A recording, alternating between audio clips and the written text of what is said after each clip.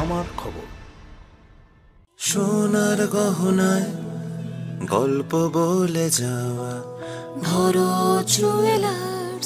Bharat jewellers, Shantiniketan road, ICICI ব্যাংকের ওপরে, first floor, Bolpur, Birbhum. ডাইনি অপবাদ দিয়ে আদিবাসী মহিলাকে অর্ধনগ্ন করে ঝাড়ফুঁকের নাম করে হেনস্থার অভিযোগ, গ্রেপ্তার 3। ডাইনি অপবাদ দিয়ে আদিবাসী মহিলাকে অর্ধনগ্ন করে ঝাড়ফুঁকের নাম করে হেনস্থার অভিযোগ উঠল বীরভূমের রামপুরহাটে। খবর পেয়ে 3 জনকে গ্রেপ্তার করে আদালতে তোলে পুলিশ। গ্রেপ্তার হওয়া 3 জনের মধ্যেই 2 জন মহিলা ওঝা, 1 জন গ্রামবাসী বলেই জানা গেছে। ধৃতদের মধ্যে যথাক্রমে মহাদেব রায় এবং মহিলা ওঝা অনিতা দেবী ও রানী সিং। 2 মহিলা ওঝার বাড়ি ঝাড়খণ্ডে বলেই জানা গেছে। আজ মঙ্গলবার বেলা 12টা নাগাদ রামপুরহাট আদালতে তোলা হয় ধৃতদের। উল্লেখ্য, গত 6 জুন রবিবার সকাল আনুমানিক 11:30 নাগাদ বীরভূমের রামপুরহাট থানার তাঁতবাঁধা গ্রামের একটি মন্দিরে এক আদিবাসী গৃহবধূকে ডাইনি সন্দেহে অর্ধনগ্ন করে ঝাড়ফুঁক করার কাজ চলছিল। স্থানীয় সূত্রে জানা গিয়েছে, এই গ্রামে বেশ কিছুদিন থেকে কয়েকজন অসুস্থ হয়ে গড়ছিলেন। পাশাপাশি দীর্ঘদিন ধরে এই গৃহবধূ কোনো অজ্ঞাত কারণে মানসিক অবসাদগ্রস্ত ছিলেন। পরিবারের তরফে অনেক চিকিৎসা করেও কোনো লাভ হয়নি, তাই গ্রামবাসীরা মিলে ঝাড়খণ্ড থেকে 2 জন ওঝা ডেকে রোগ দূর করতে ওনার শরণাপন্ন হন। এরপরে ওই ওঝা নিদান দেন গ্রামে ডাইনি আছে, তাকে সামনে এনে পুজো করলে সব অসুখ সেরে যাবে।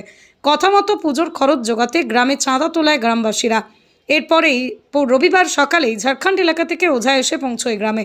গ্রামের একটি হনুমান বেদিতে শুরু হয় পুজো। সেখানেই নিয়ে আসা হয় গৃহবধূকে।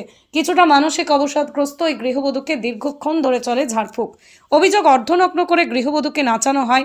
সেই দৃশ্য উপভোগ করে সেখানে থাকা সকলে তড়িঘড়ি গ্রাম থেকে খবর পেয়ে রামপুরহাট থানার পুলিশ বিশাল বাহিনী নিয়ে এসে সেখানে পৌঁছে যায় এবং গ্রামবাসীদের সরিয়ে দেয়। এরপর মহিলা এবং তার স্বামীকে উদ্ধার করে নিয়ে যায় রামপুরহাট থানার পুলিশ। মহিলাকে রামপুরহাটে একটি হোমে পাঠানো হয়েছে। এই ঘটনার পরিপ্রেক্ষিতে 2 মহিলা ওঝা এবং যিনি ওঝাদের নিয়ে এসেছিলেন ঝাড়খণ্ড থেকে ওই গ্রামের বাসিন্দা মহাদেব রায়, তাকেও আটক করে প্রথমে পুলিশ জিজ্ঞাসাবাদ চালানোর পর রামপুরহাট থানার পুলিশ আজ মঙ্গলবার বেলা 12টা নাগাদ তাঁতবাঁধা গ্রামের বাসিন্দা মহাদেব রায় এবং 2 মহিলা ওঝা অনিতা দেবী এবং রানী সিংকে গ্রেপ্তার করে রামপুরহাট আদালতে পেশ করে।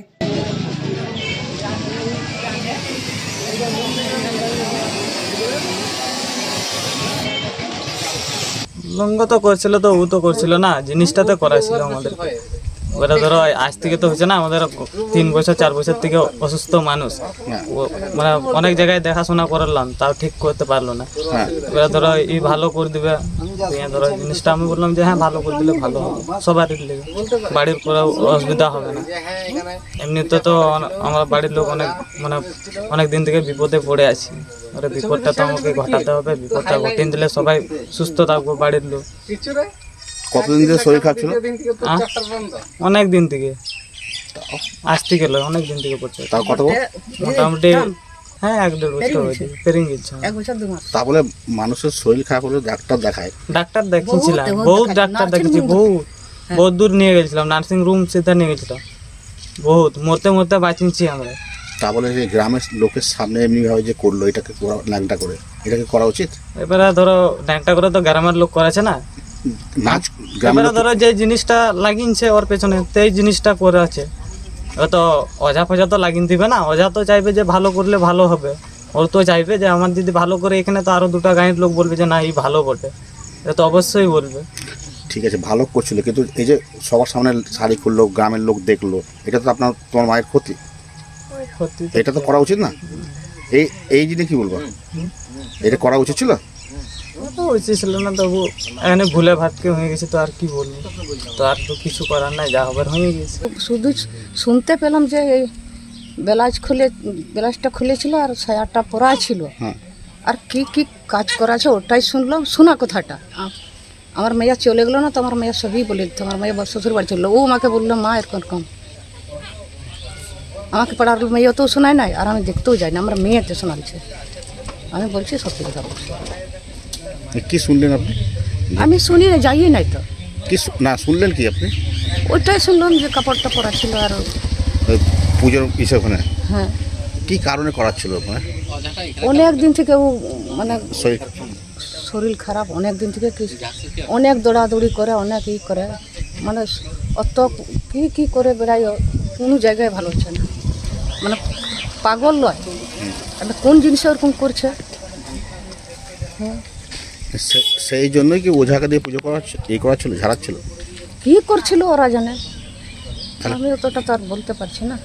Advanced information and management status দিচ্ছে হোটেল এবং হসপিটালিটি অ্যাডমিনিস্ট্রেশনের উপর নানান কোর্স করার সুবর্ণ সুযোগ।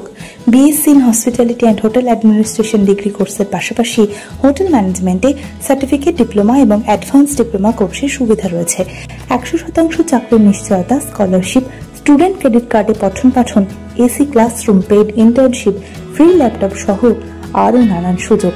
Zonal centre, Sagarbhanga, Durgapur 713211। বিস্তারিত জানতে যোগাযোগ করুন 9091999704 কিংবা 9091999706 এই নম্বরে। দেখতে চোখ রাখুন আমাদের ফেসবুক ও ইউটিউব চ্যানেলে।